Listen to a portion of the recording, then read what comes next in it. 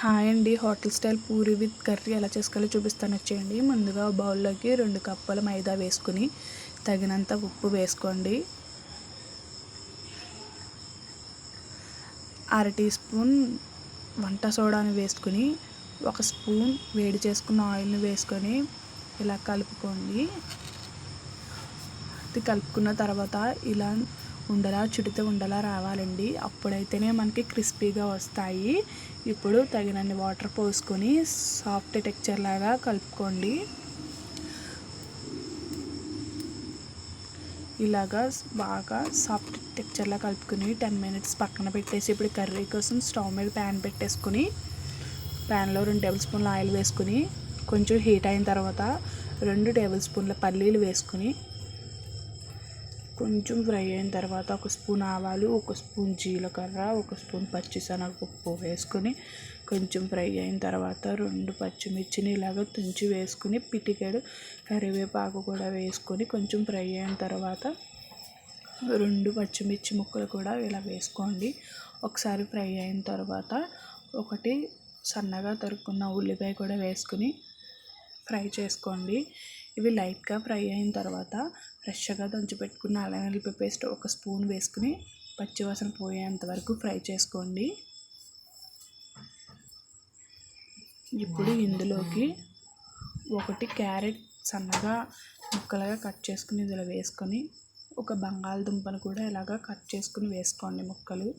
తెల్ల బఠానీని ఇలా నైట్ నానబెట్టుకుని అవి కూడా ఇందులో వేసుకుని ఒకసారి ఫ్రై చేసుకుని తగినంత సాల్ట్ వేసుకోండి. తొందరగా కుక్ అవుతాయి వెజిటేబుల్స్. ఒకసారి వేసుకుని కలుపుకుని మూత పెట్టుకుని 2 నిమిషాలు మగ్గనివ్వండి. 2 నిమిషాల తర్వాత ఇలా కుక్ అయింది చూడండి. ఇప్పుడు క్యారెట్ను ఒకసారి టెస్ట్ చేయండి, కొంచెం మెత్తగా ఉంటుంది. 1/2 గ్లాస్ వాటర్ వేసుకోండి, ఎక్కువ కూడా వేసుకోవద్దు, వాటర్ కింద వచ్చేస్తుంది. లాస్ట్లో చిటికెడు పసుపు వేసుకొని ఒకసారి మిక్స్ చేసుకొని హై ఫ్లేమ్లో పెట్టుకొని మూత పెట్టుకొని ఒక 2-3 మినిట్స్ కుక్ అవ్వనివ్వండి. ఇది మరుగొచ్చేలోపు ఇప్పుడు శనగపిండి కలుపుకుందాం. ఒక గిన్నెలోకి మీకు ఎంత కావాలంటే అంత శనగపిండిని వేసుకొని వాటర్ వేసుకొని మిక్స్ చేసుకోండి. అంత లూజ్గా ఉండకూడదు, అంత గట్టిగా ఉండకూడదు, మధ్యలో ఉండేలాగా గడ్డలేమి లేకుండా నీట్గా కలుపుకొని పక్కన పెట్టేసుకోండి. ఇదిగోండి వీడియోలో చూపిస్తున్నట్టు ఇలా కలుపుకొని పక్కన పెట్టేసుకొని ఇప్పుడు దీన్ని మూత తీసి ఒకసారి చూడండి. ఇలాగా మరుగుతుంది కదండి. ఇప్పుడు దాంట్లోకి శనగపిండి మిశ్రమాన్ని వేసుకుంటూ కలుపుకోవాలండి.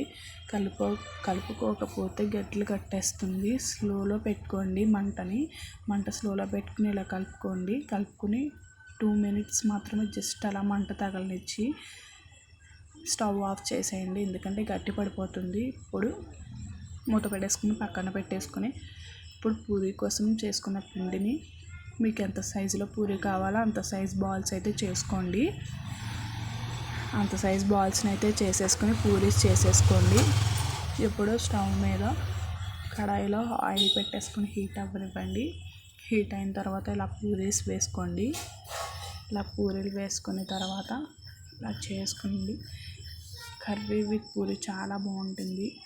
నచ్చితే మన ఛానల్ని సపోర్ట్ చేసి సబ్స్క్రైబ్ చేసుకోండి, ఒక లైక్ ఇవ్వండి. Bye bye.